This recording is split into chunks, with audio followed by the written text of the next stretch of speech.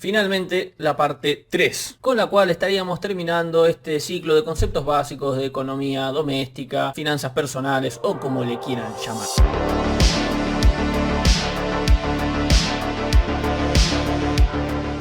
Los temas a tratar son efectivo e inversiones. Parte 3. Efectivo. Es sucio, lleno de bacterias y bichos. Se rompe, se pierde y si te lo roban no hay devolución. No se tiene registro de los gastos y es lo que más rápido se devalúa. Además de que cada tanto hay que estar cambiando monedas y billetes que salen de circulación. Y creo que ya casi no pasa, pero siempre cabe la posibilidad de que te encajen un billete trucho. También te pueden manotear el canuto y ni te enterás. Eso es el efectivo. Colas en los cajeros automáticos, colas para las ventanillas en los bancos, colas para pagar en pago fácil, Rapipago, etc. Es más, conozco gente que saca plata del cajero para ir a pagar a pago fácil.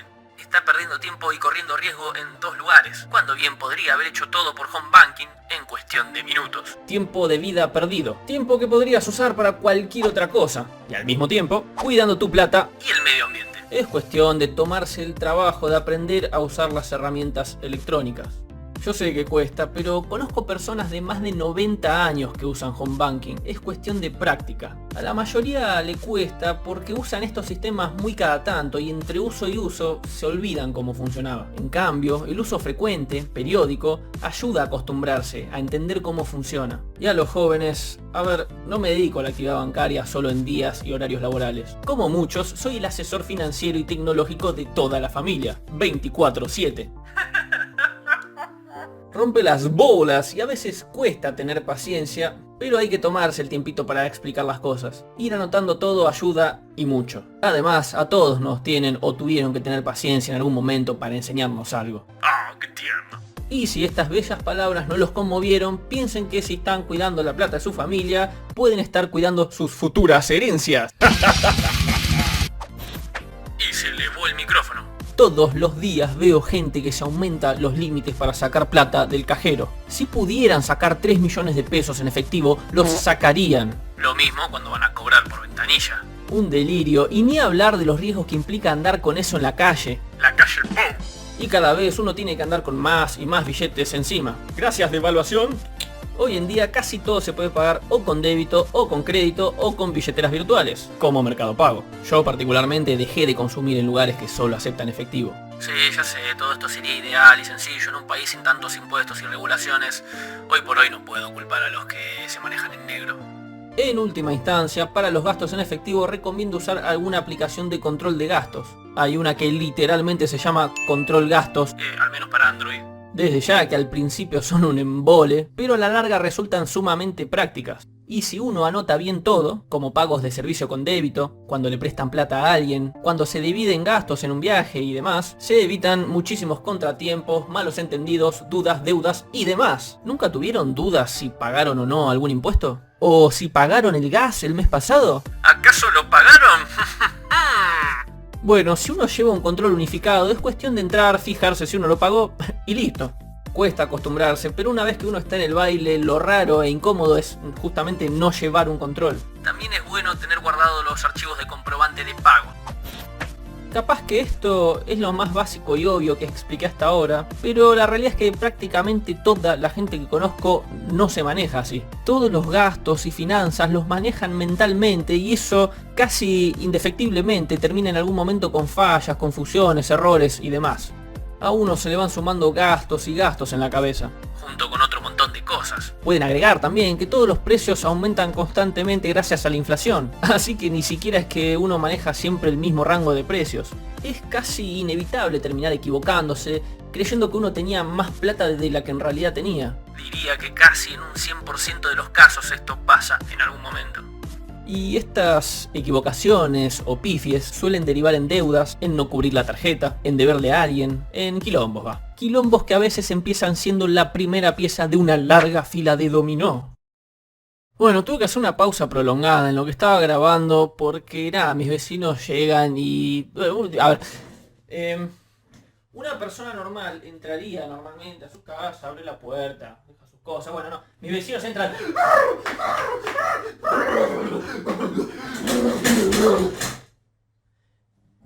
Y además ladra el perro. Los movimientos en efectivo también suelen venir acompañados de muchos papeles, ya sean las facturas, comprobantes y demás. No sé si estarán familiarizados con la cultura minimalista. Yo claramente no la practico como tal. Pero en lo que a papelería respecta, yo fui pasando todo lo que pude a facturación digital, de manera de recibir la menor cantidad de papeles posible. Es increíble la cantidad de espacio que ahorré, la cantidad de mugre que evité. Además de que me ahorro ese tiempo de tener que estar agarrando cada sobrecito, tirando casi todos los papeles al pedo que trae, organizándolos después, etc. Les recomiendo que verifiquen sus facturas en papel y consulten a esas empresas a ver si tienen la opción de factura digital. Algunas empresas inclusive descuentan el costo de impresión. Inversión. Todos saben que vivimos en una inflación constante. Un saludo al Banco Central, lo cual devalúa el valor del peso. Es decir, la plata alcanza para comprar cada vez menos cosas. Todo esto lo expliqué 800 veces en videos anteriores. Tener la plata quieta en la cuenta no solo es un desperdicio, sino directamente una pérdida. Ni que hablar si la tienen en efectivo. No todas las cajas de ahorro o cuentas sueldo generan intereses, y las que lo hacen son a tasas muy bajas, prácticamente nulas. De manera que si ustedes dejan la guita ahí, con el tiempo van perdiendo su poder adquisitivo. Es por ello que les recomiendo destinar la mayor cantidad de fondos posible a inversiones como plazos fijos, fondos comunes de inversión, etc. Desde ya, lo que voy a plantear no es otro discurso motivacional de la magia del ahorro, ni son trucos para ser millonario en 3 simples pasos. Son solo conceptos básicos y fundamentales para cuidar tu plata, nada más. Lo primero para poder invertir es poder ahorrar, de manera que tienen que lograr cierta capacidad de ahorro. Si siguieron todos mis consejos anteriores, el camino debería ser un tanto más sencillo. Hay cientos de videos enteros hablando de técnicas de ahorro. Mi abuela decía, cuida los centavos que los pesos se cuidan solos. Bueno, no me voy a explayar demasiado en ese tema. Recomiendo que indaguen distintas opciones, según cada caso varía. Pero a grandes rasgos y según mi experiencia personal, además de todo lo que planteé hasta ahora, si están gastando de más, primero habría que ver en qué, y para eso hace falta justamente llevar un control. Después, lógicamente, hay que frenar, al menos temporalmente, cualquier gasto innecesario, en boludeces o chucherías que no son imprescindibles o que no hacen falta sí o sí en ese momento. En primera instancia no hay mucho más que eso. Como mínimo hace falta un ahorro inicial para arrancar la rueda de la inversión. Una vez que tienen un resto, tienen las siguientes opciones, por orden de complejidad, empezando obviamente por lo más simple. Plazo fijo. Es prestarle tu plata al banco por cierta cantidad de tiempo. Normalmente el mínimo son 1000 pesos a 30 días. Como su nombre lo indica, uno le da la plata al banco por un plazo fijo, es decir, por una cantidad de tiempo determinada e inamovible. Si es a 30 o 60 días, durante ese tiempo no pueden tocar la plata. En algunos casos se puede cancelar de forma anticipada con pérdida de intereses, pero suele ser bastante complicado, de forma totalmente excepcional. No cuenten demasiado con esa opción. Pueden hacer que el plazo venza cualquier día hábil, no hace falta que sean plazos redondos, lo pueden poner a 127 días si quieren. Generalmente el tope son 365 días. Al menos hasta antes de las últimas intervenciones del Banco Central, a más tiempo, mayor tasa, y a mayor monto, también mayor tasa.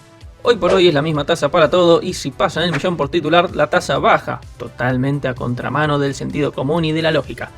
Pero bueno, son regulaciones que pueden cambiar, si votan a otra cosa que no sea peronismo.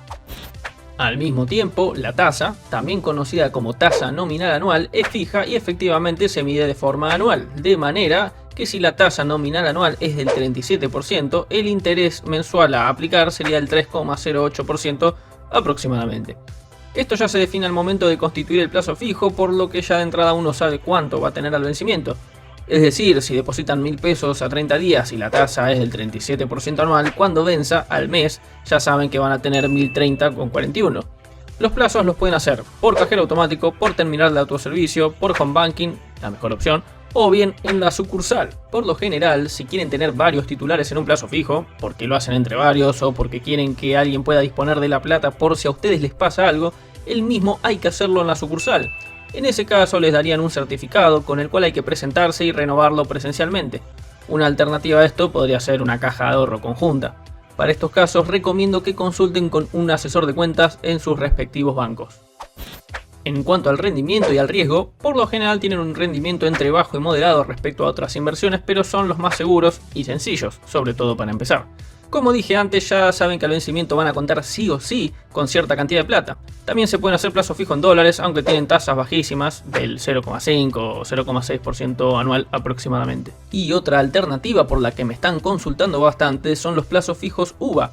UVA significa unidad de valor adquisitivo y es una unidad de medida inventada por el Banco Central, la cual está constituida por varios índices como el costo de vida, costo de construcción e inflación, entre otros.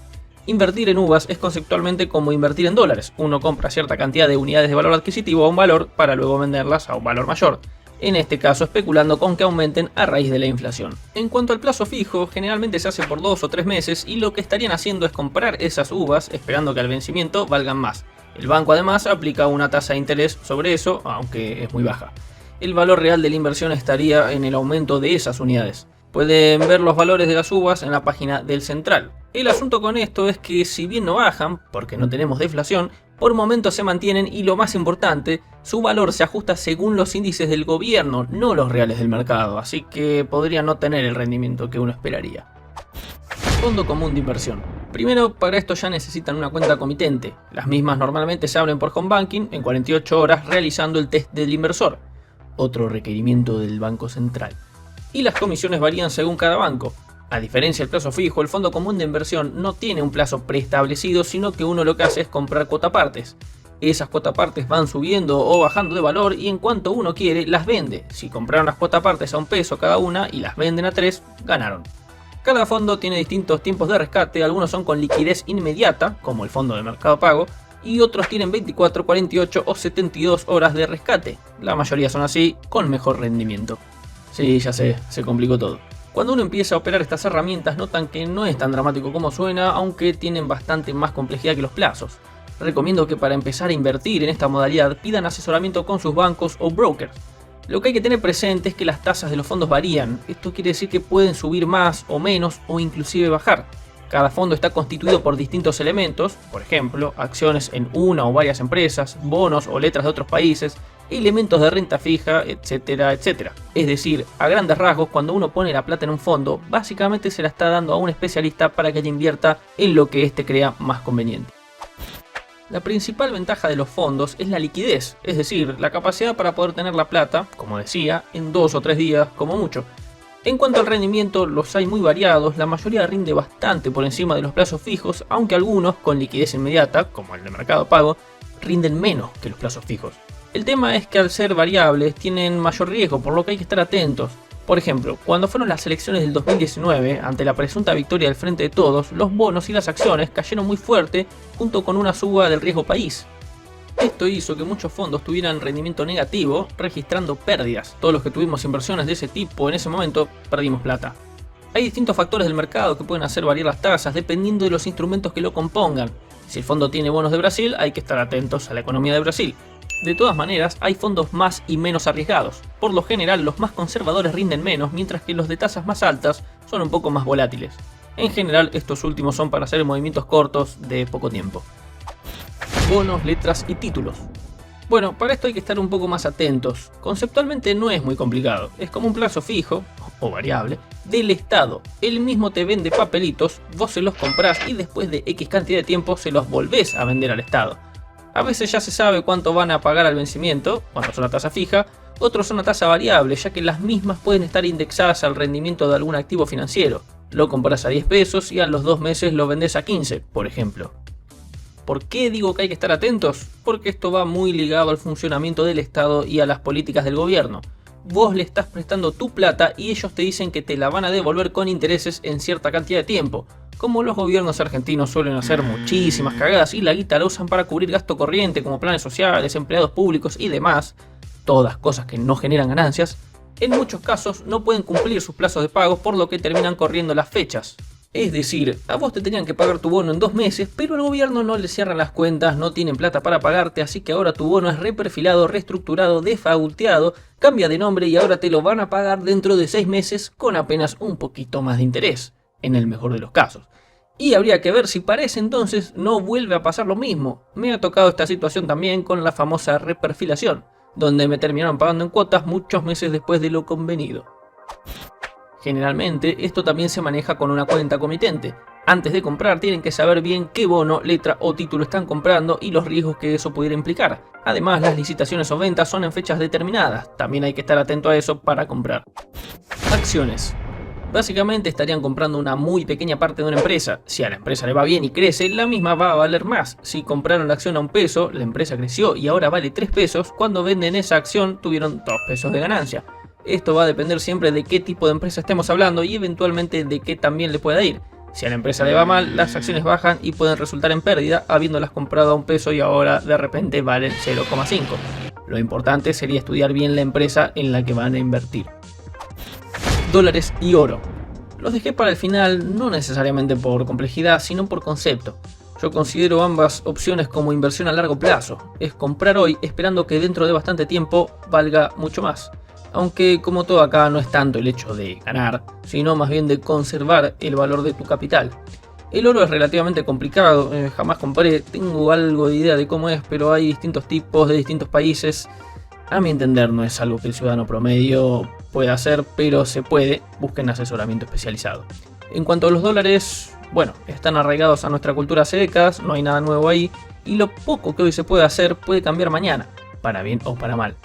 Lo importante de los dólares es entender que uno los compra para el largo plazo, es decir, por ejemplo, si uno está ahorrando para una vivienda o a lo sumo para un viaje, pero no sirve como ahorro corriente. Si compran hoy para tener que vender al mes que viene o el otro para cubrir gastos en pesos, lo más probable es que pierdan.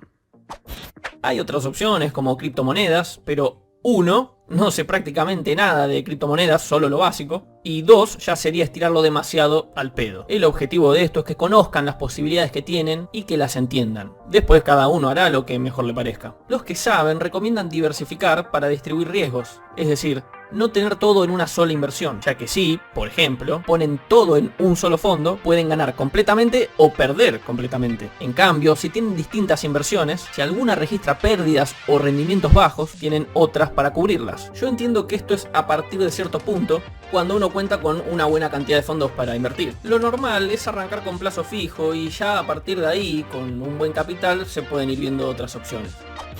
Algunos pequeños consejos. Pueden tener varios plazos fijos con distintos vencimientos para que en distintos momentos del mes tengan disponible plata de las inversiones por cualquier emergencia. Por ejemplo, hoy hacen uno a 30 días y dentro de 15 días hacen otro más a 30. De esa manera, cada 15 días van a tener un vencimiento.